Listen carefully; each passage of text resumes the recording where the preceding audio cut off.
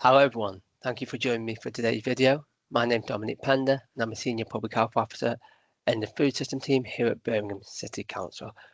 And during today's meeting, I'll be providing an update on the Bauhaus Bites Action 1.1, which focuses on developing an understanding of the community food assets in East Birmingham through mapping. But before I do go any further, if you would like more context about the wider Bauhaus Bites programme, please do watch our general introduction video, which explains the EU Horizon project and what it means for Birmingham, as this video will be focusing on Action 1.1. So to give you a bit of background to this action, East Birmingham is home to an incredibly diverse community and a wide range of food-related assets, from allotment to community garden, to community kitchens, to cultural food outlets, to food banks, schools, and so much more. And these spaces play a huge role in supporting our health, our wellbeing, and social connection. However, not all assets are known, recognised, or utilised. So what we want to do is, our aim with this action is, for one, to celebrate and showcase the great work and food spaces that we already have in East Birmingham. But the second one is to better understand where the gaps exist so that communities can easily connect with and benefit from the resources around them.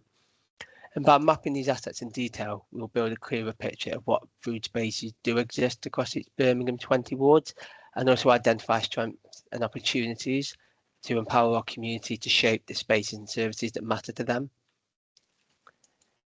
And so what will be in scope for our mapping exercise is this project will specifically focus on community accessible and community usable food outlets within East Birmingham. So these are the spaces, the organisations, the resources that contribute to inclusive, sustainable and culturally relevant food environments. So the mapping will include, for example, community food growing spaces, food distribution points or food access initiatives. It may be educational or cultural setting connected to food. It could be local organisations involved in food, health or community work, arts and creative spaces related to food, or supporting infrastructure such as hubs, kitchens or communal facilities. And it's important to note that we are looking beyond the space's primary function. For example, rather than just recording, for example, an allotment as an allotment, what we want to look at is what does the allotment offer. So, for example, how many growing plots it may have, but also recognise other assets the allotment may have. So it may have a small community building, a kitchen or a meeting room, and that means that that one location represents multiple assets that could really be beneficial for the communities. Capturing this will help us to build a greater picture of the East Birmingham food environment. So what's our goal for this action?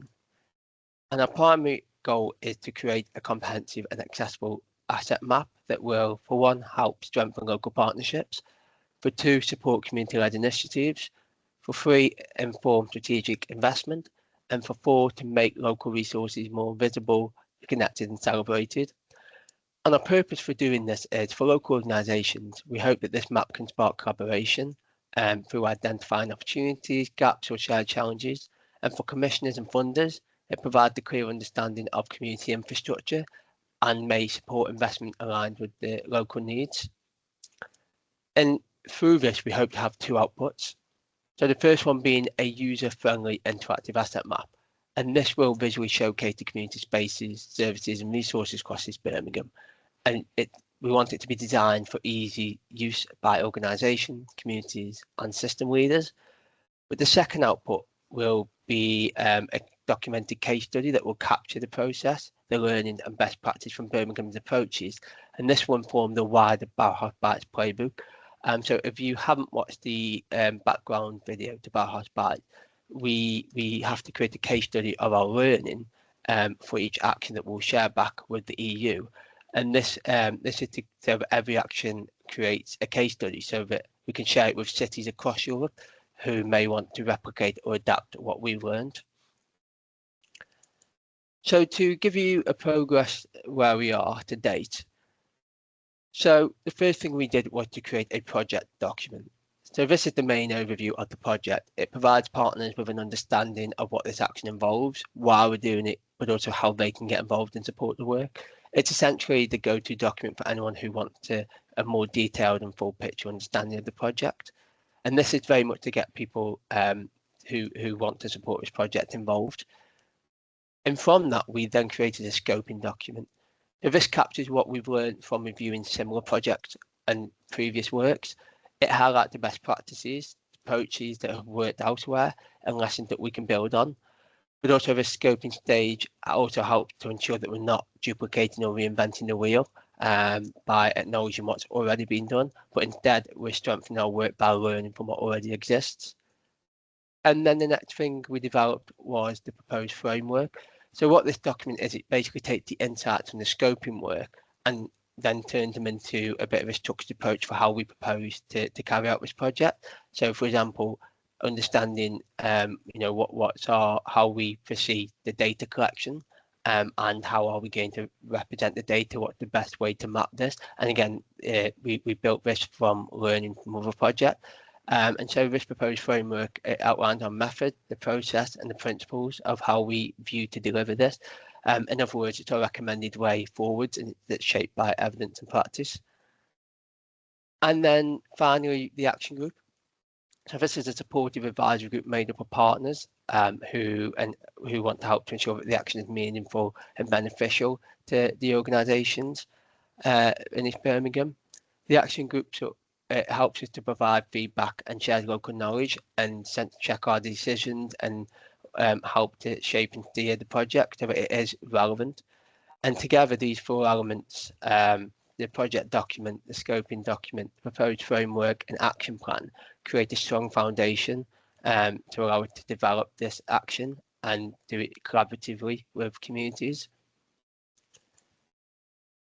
And then we've got our timeline. So the end date, we have to have the data collection to be out and collecting assets in East Birmingham with a view to start creating a map is May 2026. But just to note, we will have ongoing updates and evaluations beyond this point.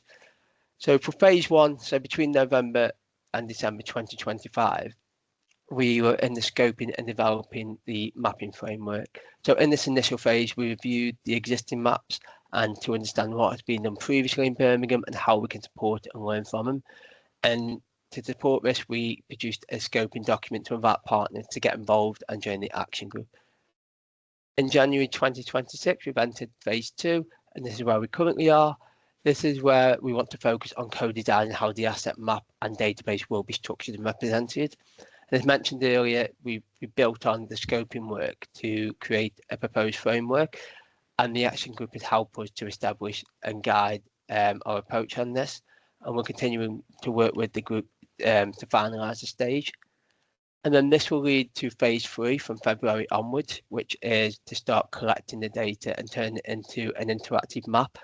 So once we finalise the data collection methods and the questions of how we can best represent what assets are in East Birmingham, we will then send that out and start collecting the data, which then once we've got responses, we will turn into an accessible and interactive map.